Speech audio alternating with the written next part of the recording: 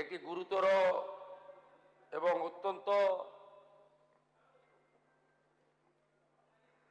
Alarming বিষয়ে আজকে সভা যখন মিলিত হয় তখন পয়েন্ট অফ অর্ডারের মাধ্যমে মাননীয় বিধায়ক নাগরাকাটা সম্মানীয় পুনা ভাংরা, মাননীয় বিধায়ক কালিয়াগঞ্জ উৎপল মহারাজ এবং অন্যান্য একাধিক বিধায়ক এখানে তুলে ধরেছেন নওদা বিধানসভার বিধায়ক মাননীয় হুমায়ুন কবিরের দুটি জায়গায় অত্যন্ত আপত্তিজনক সাম্প্রদায়িক এবং সমাজ এবং রাজ্যের পক্ষে ক্ষতিকারক বক্তব্যের উপরে আমার সঙ্গে পরিষদীয় মন্ত্রী ডক্টর শঙ্কর ঘোষ যোগাযোগ করেছিলেন। আমি তাকে আশ্বস্ত করেছিলাম যে মাননীয় অধ্যক্ষ মহোদয় অনুমতি দিলে আমি এই সংক্রান্ত একটি স্টেটমেন্ট হাউসে রাখব। প্রথমত, মাননীয় হুমায়ুন কবির যে বক্তব্য রেখেছেন এই বক্তব্য আপনাদের কাছে আমি পড়ে শোনাচ্ছি।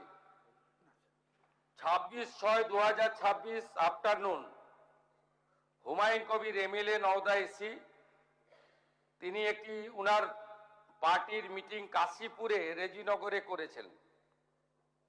সেখানে তিনি বলছেন এই যে অনামিকা ঘোষ সে ভোটে হেরে মনে করছে আমি এমএলএ, এখানে ভোটে হেরে বিজেপি মনে করছে আমি এমএলএ, এখানে এখন আস্ফালন করে বেড়াচ্ছে। তা আমি শুভেন্দু অধিকারীকে সেদিন বলেছি যে আপনি ভোটে জিতেছেন, আপনার দল জিতেছে, খুব ভালো কথা, কিন্তু মুর্শিদাবাদে আস্ফালনটা একটু কম করবেন।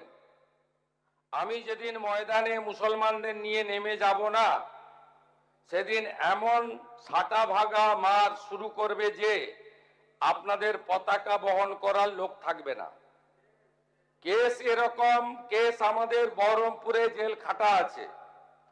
5000 লোককে আপনি বহরমপুর সেন্ট্রাল জেলের যা আয়তন তাতে 4700 বা 4800-র বেশি লোক ধরে না। লাখে লাখে লোককে রাস্তায় নিয়ে নামাবো আর সাটা ভাঙা মার দেব আর জেলে যাব। কদিন জেলে আটকে রাখতে পারবেন, কত খাওয়াতে পারবেন দেখব। লিমিট যেদিন ক্রস হয়ে যায় না, মাথাটা যেদিন গরম হয়ে যায় সেদিন আমি এসপি বুঝবো না, চিফ মিনিস্টারেও বুঝবো না, আর কে কোথায় থাকলো আর কে কোথায় থাকলো না ওসব বুঝবো না। আমি নিজেই নেতৃত্ব দিয়ে দাঁড়াবো। এটা একটা ইনসিডেন্ট 1।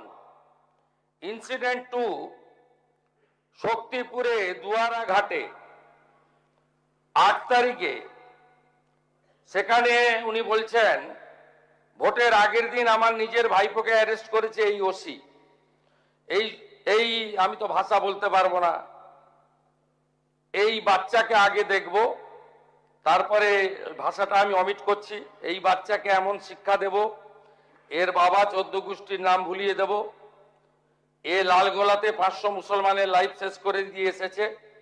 সত্যভাবে বলবো, এই ওসিকে এখান থেকে সরানো শুধু না, একেবারে অকেজো পোস্টিং দিতে হবে। যদি না দেয় 10,000 লোক নিয়ে থানা ঘিরে একে কলার ধরে থানা থেকে বার করব, পারলে আমাকে রুখে নেবেন। এই দুটো ইনসিডেন্টের পরে আমার মনে হয়েছে যে এনাফি জানাব, সময় এসেছে এই ধরনের লোককে সবক শেখানোর। আপনাকে আমি পরিষ্কার বলছি, মমতা ব্যানার্জি মুখ্যমন্ত্রী নন। আপনি দুর্বল মুখ্যমন্ত্রী পেয়ে যা খুশি করেছেন, যা খুশি বলেছেন। আমি আপনাকে বলে গেলাম আমরা দুটো এফআইআর স্টার্ট করেছি। Rejinagar PS case number 219-226 dated 26/6/2026, under section 152, 192, 196, 197, 224, 299, 351 within bracket 2, 352, 353 of the ভারতীয় ন্যায় সংহিতা। ইনসিডেন্ট নাম্বার 2 তেও আমরা শক্তিপুর পিএসএ 176/226 আরেকটা কেস ইস্যু করেছি। সেই কেসেও আমরা ভারতীয় ন্যায় সংহিতার সমস্ত সেকশন লাগিয়েছি এবং আমি আপনাদেরকে অ্যাসিওর করছি এত বড় ক্ষমতা আপনাকে কেউ দেয়নি। আপনি মুখে যেগুলো বলেছেন, আপনাকে আমি বলে গেলাম, আপনি কেন করছেন আমি জানি, আপনি কেন করছেন রাজনৈতিক কারণটা আমি জানি। আপনার এজেন্ডা 2 ছিল।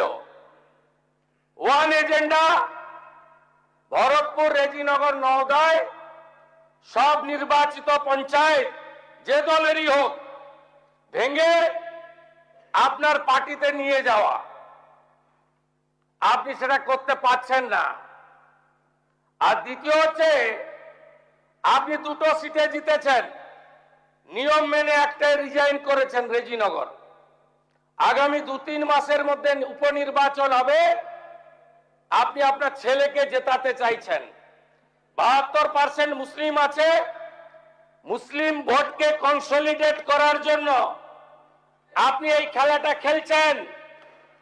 আপনি কান খুলে শুনে রাখুন, আপনাকে এইভাবে ধমক হুমকি বেপরোয়া লাগাম ছাড়া কথা বলতে দেব না, দেব না, দেব না।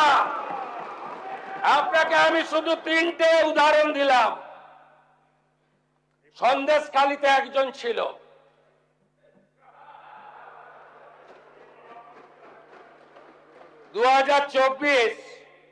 পয়লা জানুয়ারি বলেছিল তৎকালীন বিরোধী দলনেতা এলে তার হাত কেটে পায়ে, পা কেটে হাতে লাগাবে আর চামড়া ছাড়িয়ে মেদিনীপুরে পাঠিয়ে দেবে।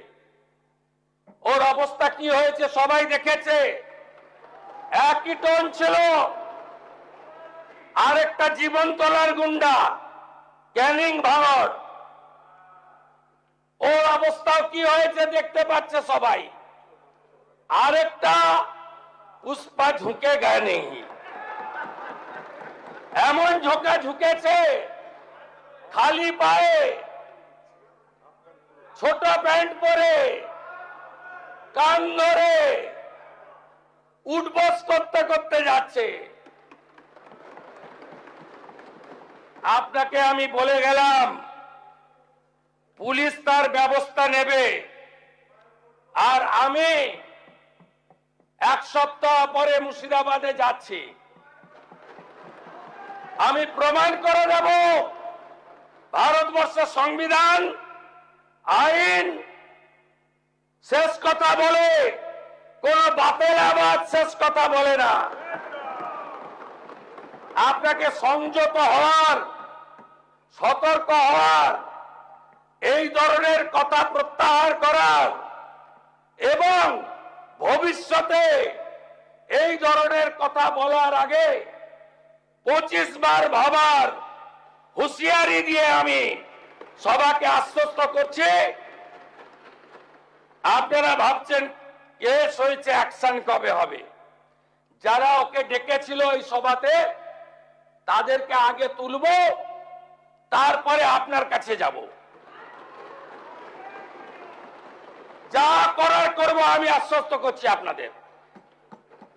আপনি ধরে রাখুন, এটা ওর শেষ বক্তব্য, ধরে রাখতে পারেন।